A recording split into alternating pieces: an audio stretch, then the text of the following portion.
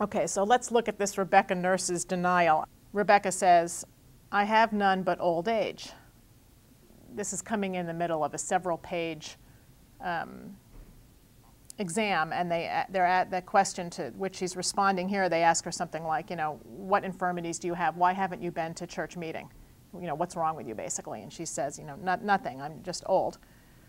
And then the magistrate says, "You do know whether you are guilty and have familiarity with the devil.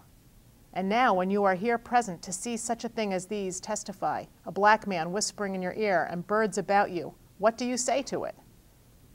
And she says, "It is all false, I am clear." And the magistrate says, "Possibly you may apprehend you are no witch, but have you not been led aside by temptations that way?" She says, "I have not." And the magistrate says, "What a sad thing it is that a church member, here and now, another of Salem, should be thus accused and charged." And then the narrator says, "Mrs. Pope fell into a grievous fit and cried out, 'A sad thing, sure enough,' and then many more fell into lamentable fits." So even if you just take that paragraph, you can see how the magistrates are pushing her to admit to something. She was an elderly woman, really pious. Everybody agreed. Everybody was, surprised that she had been accused of witchcraft because she just seemed that would be the, farthest thing from anything that she would do. But this sentence, and she says that she's clear, but they say, "Okay, maybe you're not a witch, but haven't there been any temptations that have come your way?"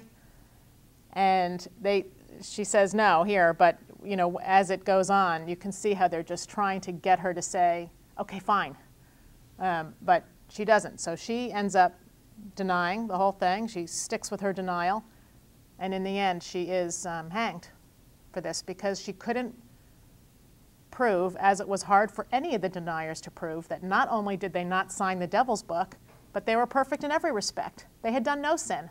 That was just something that wouldn't have been believed, because everybody kind of agreed that people were sinners, and they were more likely to believe that women were sinners than men. Okay, so the other thing that's compelling here is that this part where it says Mrs. Pope fell into a grievous fit and cried out. The broader context is that it's happening in what's become a courtroom, like the church meeting house. It's basically become a courtroom, and everybody in the town is there. And it's not like today's court where somebody would say, "Quiet down or I'm going to kick you out." I mean, there was a lot of raucousness going on, and people were screaming out, saying, "Yes, she is a witch," and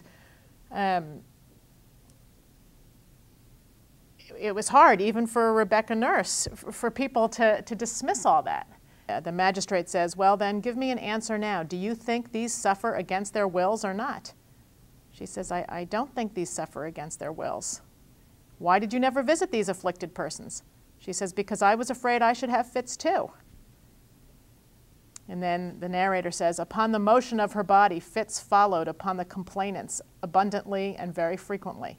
So if she, ran her hand through her hair or something, then the people who were doing the accusations would also run their hands through their hair and kind of mimic what she was doing, which, again, this is something that's, seems ridiculous to us, but to them it seemed very compelling. Like, what could be a better proof? What could be better proof that something strange is going on here? At the very end, the magistrate says, "Do you believe these afflicted persons are bewitched?" And she says, "I do think they are."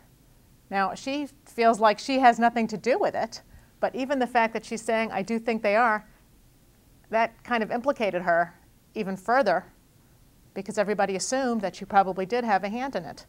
Even though Rebecca Nurse knew she was innocent and, fought for her innocence until they hanged her, she had some sense that she wasn't free from sin.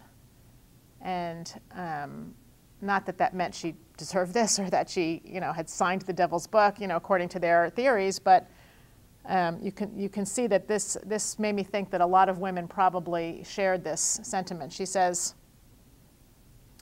"Well, as to this thing, I am innocent as the child unborn. But surely," she said, "what sin has God found out in me, unrepented of, that he should lay such an affliction upon me in my old age?" she knows she is not a witch, but she's trying to search her innermost, thoughts to think, well, what have I done that I still haven't repented for, that this is my punishment?